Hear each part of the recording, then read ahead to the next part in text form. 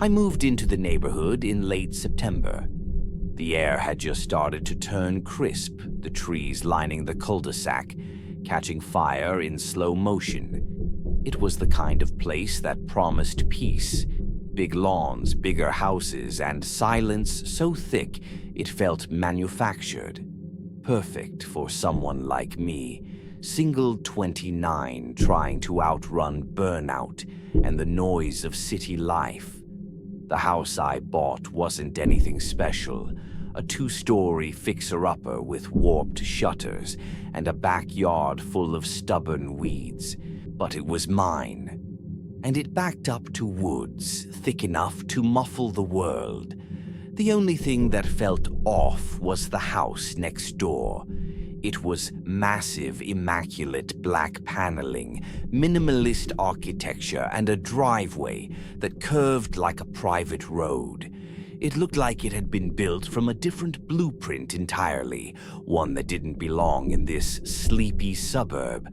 Even stranger than the house was the man who lived there. Damon. He was hard to describe.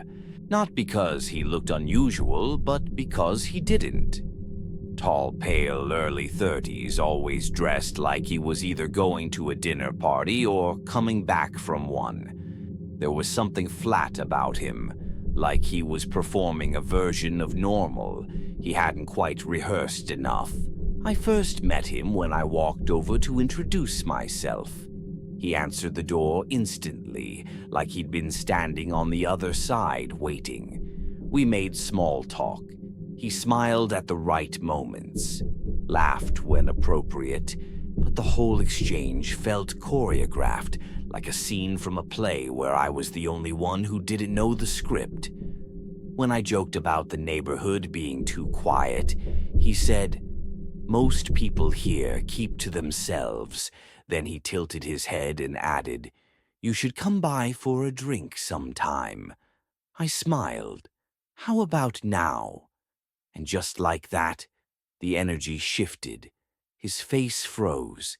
His eyes darted past me over my shoulder, as if checking to make sure we were alone. "Not tonight," he said softly. "I've got something going on." He gave me his number, turned and shut the door. I stood there for a second, staring at the polished black wood of his entrance, unsure of what had just happened. That night from my bedroom window, I saw the lights flicker in his upstairs hallway, on-off, on again. But no silhouettes passed, no movement, just static lighting changes like someone testing switches in an empty stage set. Something about Damon unnerved me from the beginning, but I didn't know why. Not yet. It started with the music. I was in the middle of editing a client video when I noticed something odd, a soft rhythmic thump coming through my office walls. At first, I thought it was my neighbor mowing his lawn or someone playing music too loud. But the sound wasn't mechanical. It had a pulse, bass echoes of laughter, faint clinks of glass, muffled voices caught in a constant loop of celebration. A party. It was past 11 p.m. I stood up and looked through my window at Damon's house. Every light in his home was on bright golden rectangles, glowing behind sleek black windows. I spotted silhouettes, bodies moving, chatting, even someone dancing slowly on the second-floor balcony. Music spilled into the night, mixed with bursts of applause and the tinkling of glassware. It was the most alive I'd ever seen the house. The thing is, I never saw anyone arrive. I threw on a hoodie and crossed the lawn. Not because I was nosy, at least. That's what I told myself, but because I had questions. Questions like, who were these people? How had they gotten inside without me noticing? And more importantly, why now? When I reached the front door, I froze. Shoes, at least 30 pairs, maybe more, lined up in perfect rows on the front porch, like guests at a temple, not a house party. I bent down. The shoes weren't worn down. They were pristine, like they'd never been walked in. I knocked once, twice. The music kept going uninterrupted. Nobody answered. I reached for my phone to text Damon, but I stopped halfway. The music was strange, off-tempo. It looped just slightly, the same laugh, the same glass clink, the same line of idle chatter repeating every 30 seconds. That's when it clicked. It wasn't live sound, it was recorded. I leaned closer to the door. The laughter was too clean, too polished. It wasn't bleeding from a room filled with people. It was coming from speakers, big ones. I backed up slowly, eyes darting from window to window. The silhouettes had stopped moving. They stood frozen like cardboard cutouts, their edges blurring slightly in the backlight. None of them turned, none of them spoke. Just still. Then the porch light above me turned off. I didn't run. Not at first. I walked backwards until I reached my driveway. Only when I turned the corner of my house did I let myself sprint, slammed the door, locked everything. From my bedroom window, the lights at Damon's went dark, one by one, and the music stopped. The next morning, every shoe was gone, but there were no tire tracks in the driveway, no guests walking home, no sign a party had ever taken place. Except one thing, a single glass sitting on my porch railing, half full, lipstick on the rim. Then I checked my porch security camera. There was nothing. No party, no shoes, not even me walking up to Damon's door. Just a 5-hour gap. From 10:58 p.m. to almost 4 a.m. The feed was static, crisp, undisturbed, as if time had folded in on itself. Like that part of the night had simply been erased. That's when I started watching Damon's house more deliberately. It became a routine. Mornings over coffee. I'd peer through the blinds. Evenings before bed, I'd stare at the dark glass windows, waiting for movement. And sometimes I'd see it. A flicker in the hallway, a shape passing behind a curtain, but never him. Never Damon. He didn't leave for groceries, didn't take out trash. No delivery drivers ever stopped at his door. His car never moved. It was like he wasn't there at all. And yet, I knew he was. Late one night, I caught something that still makes my skin crawl. I had just turned off my bedroom light when I noticed a faint red glow coming from his upstairs window. I grabbed my binoculars. Don't judge. I used them for bird watching and zoomed in. Inside, bathed in that eerie red light, was Damon, sitting upright in a chair, staring directly at my window. Not blinking, not moving, just watching. And in that moment, I swear to God, I saw something move behind him. Not a person, not anything I could describe. Just a distortion, like heat waves rising off asphalt, a ripple in the air, and then it was gone. I dropped the binoculars. I didn't sleep that night, or the night after, because suddenly this wasn't about a strange neighbor or a fake party. It felt like I was being groomed for something, and I didn't know what. It all unraveled the night I decided to go back. I don't know what possessed me. Maybe it was the sleep deprivation or the growing certainty that if I didn't get answers, I was going to lose my mind. Either way, I found myself standing in Damon's driveway at exactly midnight, phone, flashlight off hot, slamming against my ribs. The house was dark, dead. Not even the porch light was on, but the front door, it was unlocked. I pushed it open. The interior was spotless, too spotless. The furniture looked staged, perfectly centered, unused. The air smelled of ozone and something metallic, sharp and sterile like a hospital hallway. I called out his name. No answer. I moved through the living room, then the kitchen, and finally down the hall to a door I hadn't seen before. It was half open, revealing a staircase leading downward. The basement, I hesitated, then descended. The temperature dropped with every step. The sound, too. It became muffled, as if I'd stepped into a vacuum, and then I saw it. A room square and white, humming. Faintly in the center, a large control panel with analog switches and a reel-to-reel tape player. The same looping sounds from before, party chatter, clinking glasses, fake laughter echoed from unseen speakers. Except now the sound was warped, slowed, distorted like a dying cassette. In the corner were mannequins. Not just mannequins, figures that looked like people but off. Their skin too smooth, their eyes glassy and too wide. They were dressed in party clothes. Each one wore a name tag. One said Ben, another said Sarah, a third said Damon. I turned, and there he was, standing behind me. But it wasn't Damon. Not really. The thing wearing his face smiled too wide, its eyes gleaming too bright, and in a voice that layered too many frequencies at once, it said, "You weren't supposed to come down here yet." Then the door slammed shut behind me. The lights dimmed, and the music started again. I ran. I didn't think, didn't breathe, just moved back toward the stairs, slamming into the wall as the basement pulsed with that distorted party noise.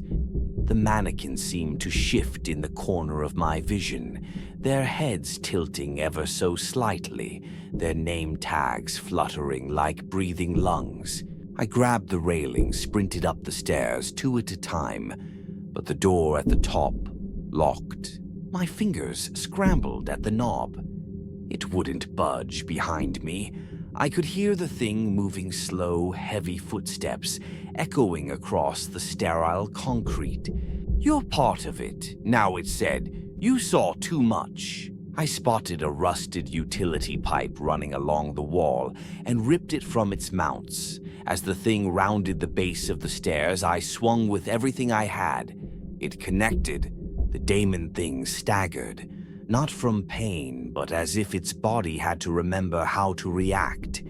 Its face-twisted features blurring for half a second like a glitched video feed. That's when I saw the panel, the control board. I dove back down, ignoring the panic surging in my chest. I yanked out wires, smashed buttons.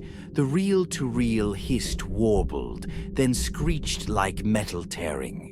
The mannequins convulsed. The thing screamed, not with its mouth, but from inside my head, a sharp, psychic screech that made my vision blur. I covered my ears, dropped to the floor, and the door above burst open. I crawled toward the light. I don't know how I got out. I remember my front lawn. I remember grass against my face. Then silence. The next morning, Damon's house was empty. No door, no windows, just a blackened foundation and scorched earth, like something had burned from the inside out. Nobody in the neighborhood remembers him, or the house, or me screaming in the night. It's been 3 months. I moved out the following week. Didn't tell anyone. Left most of my stuff behind. I still don't sleep through the night. Not because of what I saw, but because of what I didn't. No police ever showed up. No news reports, not even a whisper of something strange happening on our street. I tried reaching out to a few neighbors, but they looked at me like I was asking about a dream. "Damon," they'd say, "don't think I know anyone by that name." The property where his house once stood. It's just grass now, perfectly level, perfectly green, like nothing was ever there at all, not even a scorch mark. I asked the county for building records. They said the lot's been empty for decades. I know what you're thinking. Trauma, hallucinations, stress. Believe me, I've gone down that rabbit hole. Therapy, journaling, sleep studies. But nothing explains the tape. A week after I moved, I got a package. No return address. Inside was an old cassette tape, and written in marker on the front was one word: replay. I didn't want to listen, but I did. It was my voice, screaming, pleading, and underneath that barely audible was the sound of laughter. Dozens of voices, all looping in perfect time.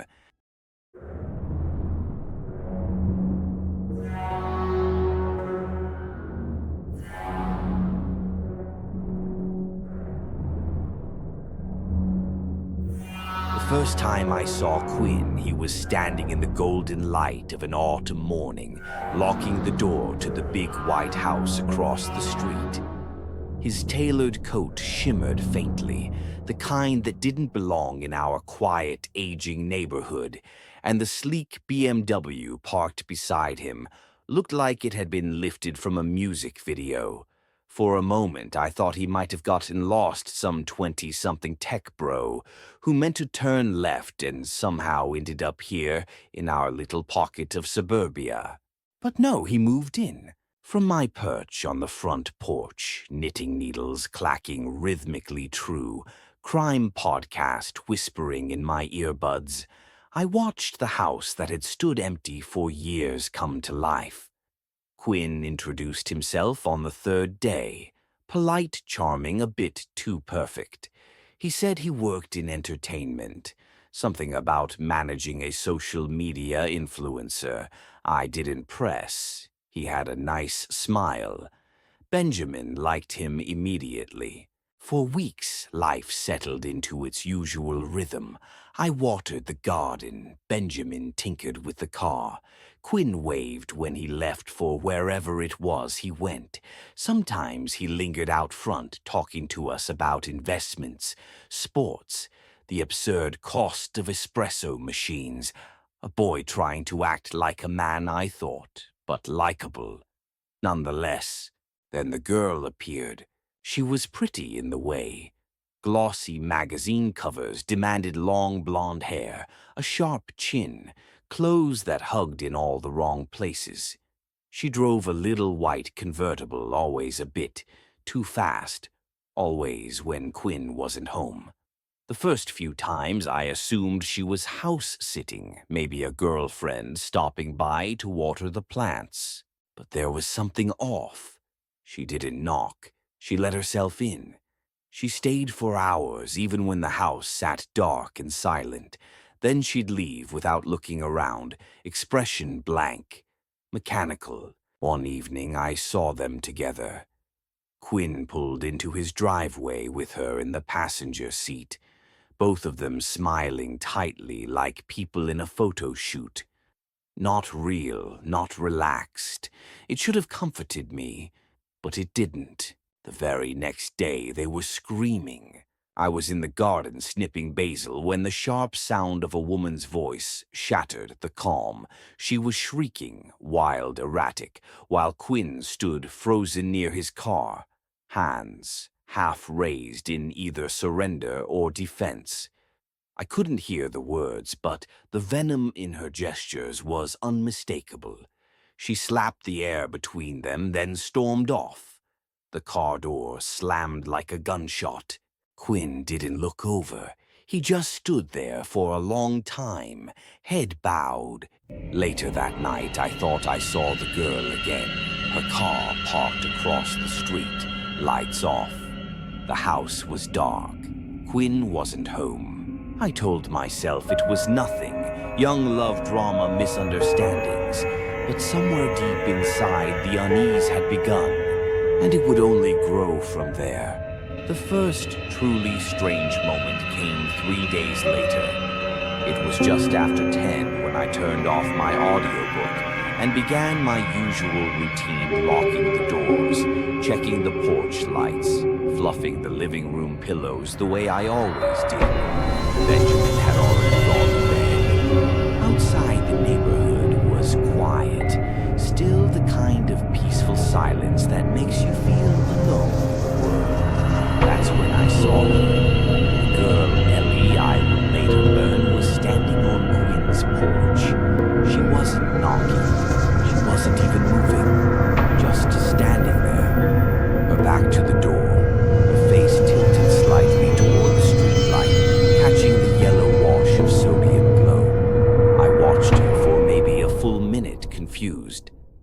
she lifted her hand and placed it flat against the front door, not to open it, not to knock, just held it there like she was trying to feel something through the wood. I thought about calling Quinn, but I didn't have his number. Instead, I did something stupid. I stepped out onto my porch and cleared my throat. Not loud, just enough to make a polite sound as if saying, "Hey, I see you. Everything okay?" Her head snapped toward me so fast I flinched. For a moment she just stared, then she smiled. Not a warm smile, not embarrassed or apologetic. A wide, vacant, predatory smile. She turned back to the door, pulled something from her coat pocket, a key, and let herself in. The porch light turned off a few seconds later. I stood frozen, half expecting to hear Quinn yell or the alarm blare or anything. But the house stayed silent. Eventually, I went back inside. I told myself that she had a key, that she was his girlfriend, that maybe they had made up. But the way she looked at me, that wasn't the look of someone caught doing something innocent. It was the look of someone who didn't care that they'd been caught at all. After that night, things started happening that I couldn't explain away. At first it was subtle. I'd be sitting on the porch sipping coffee, and I'd notice her car parked just far enough down the street to avoid suspicion, idling with the headlights off. Sometimes she sat in it for hours unmoving. Sometimes she wasn't in it at all, and yet the engine would still be running as if waiting for her. I told Benjamin, of course. He grunted, muttered something about none of our business, and went back to his crossword, but I couldn't let it go. One morning I watched Quinn leave his house, hair damp coffee in hand, earbuds in, and drive away like nothing was wrong. Not. 30 seconds later, Ellie stepped out from the side of the house. She hadn't come from the front door. She hadn't come from the car. She had been there the entire night, hiding. She held a small black box in her hand. I didn't know what it was at first, until she pried open the outdoor vent near the foundation and slid it inside. Then she vanished again, slipping into the backyard without a sound. I should have called someone. But who do you call when you're not sure what you saw? When the only thing you have is a sinking feeling and a vague fear that something is watching from the trees. A few days later, Quinn knocked on our door. He looked terrible, unshaven eyes rimmed with sleeplessness. "Can I talk to you?" he asked. "Somewhere private." Benjamin excused himself, and Quinn sat on our couch, staring into his untouched cup of tea. "She's not normal," he said finally. "Ellie, she won't leave me alone." He told me everything, how she'd stolen his spare key, how she'd installed hidden cameras, 5 of them disguised as wall hooks and power adapters, how she'd accessed his phone location without permission, how she somehow always knew where he was. "I've changed the locks," he said. "I've reset everything." "But she still gets in," I believed him. "God help me." I did. That same night I caught a flicker of movement in our backyard. I pulled back the curtain slowly. There behind the hedges crouched a figure, pale thin, watching our house. My heart slammed against my ribs as I backed away. By the time Benjamin looked, the yard was empty. No footprints, no sound, just the faint smell of perfume lingering on the air. Sweet familiar. The same perfume Ellie wore. It all came to a head one stormy night. Thunder rolled over the rooftops like distant artillery, and the rain fell in thick, slanting sheets. I was up late, unable to sleep. Something felt off.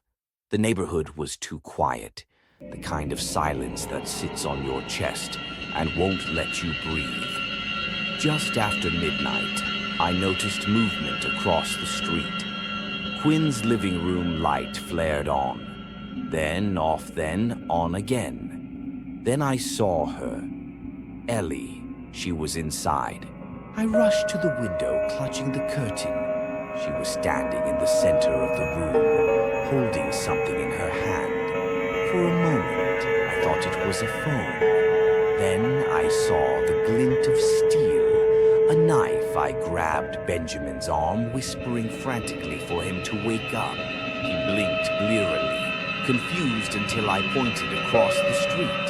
That's when we heard it. A scream, muffled, cut off abruptly. Benjamin called 911. I didn't wait. I ran outside in the rain across the street, barely registering the cold. The front door to Quinn's house was ajar, swaying slightly in the wind. I pushed it open. What I saw didn't make sense. Quinn was on the floor, blood seeping from a gash on his side. He was conscious, trying to crawl away. Ellie stood over him, calm, composed, her hair damp but perfectly combed. The knife in her hand dripped red, but it was what was behind her that turned my stomach. A wall of photographs, hundreds of them, all of Quinn, sleeping, eating, showering, sitting at his desk, talking to us. They were arranged chronologically, dates and times scribbled beneath each one in meticulous handwriting. She had been watching him for months, maybe longer, and not just watching, cataloging. Ellie turned and looked at me. No surprise, no anger, just mild annoyance, as if I had interrupted her in the middle of a routine chore. "You shouldn't be here," she said simply. Sirens wailed in the distance. She raised the knife, and Quinn, bleeding broken, grabbed her ankle and yanked her off balance. She fell hard, the knife skittering across the floor, toward me. Without thinking, I kicked it away. Benjamin crashed through the door seconds later, followed by flashing lights and shouting officers. They dragged her out in handcuffs. She didn't struggle, didn't scream, just smiled to herself as they led her away. That smile was the most terrifying thing I've ever seen. As if she hadn't lost. As if this had all gone exactly the way she wanted. The days after were quiet. Too quiet. Quinn was in the hospital for a week. Broken ribs. Deep laceration. A concussion from when Ellie had thrown him against the edge of the marble counter. They said he was lucky. 1 inch to the left and the knife would have punctured his lung. Benjamin and I visited him the day he was discharged. He looked hollow, as if some part of him had been scraped out and tossed away. He tried to smile, said he was fine, but his hands wouldn't stop shaking. The bandages peeked out from under his shirt. He kept the curtains drawn and the lights low, and every few minutes his eyes flicked toward the front door, like he expected someone to come through it. "She planned it," he said finally. "She planned all of it." He told us about the cameras, the fake fights she'd started in public to create a record, the way she'd manipulated photos to make it seem like he was abusing her, a digital trail carefully curated. He was convinced she never loved him. He wasn't even sure she liked him. I think I was just a project. He said something she wanted to control, and when she couldn't, she decided to destroy me instead. He moved out a few days later, packed everything into a rental van, and drove away without saying goodbye. I don't blame him. The house sat empty again. "For sale" sign out front. The lights never came on, but I kept seeing things. Not Ellie. Not exactly. Shadows in the windows, a glint of something reflective where no glass should be, a low hum from the basement at 2 a.m. like a forgotten device. Waking up. Benjamin says it's my imagination, that I've been listening to too many crime podcasts, but sometimes late at night I sit on the porch with my tea and stare across the street. And I wonder, what if Ellie wasn't working alone? What if Quinn wasn't her only project? A few months passed, spring came and went. The house across the street remained unsold. The grass grew long, the mailbox overflowed. No lights, no visitors, no sign of Quinn. But Ellie stayed with me. I saw her in my dreams, always standing at the foot of Quinn's bed, smiling that cold, clinical smile. In one dream, she turned to face me, lifted a finger to her lips and whispered, "Shh, you're next." I stopped sleeping well after that. One evening, while organizing the attic, I found an old box of photo albums. I flipped through them absent-mindedly until I reached a page that didn't belong. Tucked between pictures of my daughter's third birthday party and our first family dog was a single Polaroid I had never seen. It was my porch, empty, except for one figure, me standing just inside the screen door. Blurry, mid-motion. I dropped it. Benjamin said it must have gotten mixed up somehow, that maybe I'd taken it and forgotten. But I knew better. A week later, I received mail with no return address, a manila envelope. Inside, more Polaroids. Dozens of them. All of me. Some taken from inside my house. Others from angles that shouldn't have been possible. One in particular froze my blood. It showed me sleeping, my mouth slightly open, the bedside lamp casting soft shadows across my face. I had never seen that lamp from that angle before, because it was from the inside of my closet. Benjamin wanted to call the police. I told him not to, because in the bottom of the envelope was a note typed in clean, blocky letters. "You look just like her." I checked the locks. I closed the curtains. I didn't leave the house after dark, but I knew it wasn't over. It had only just begun.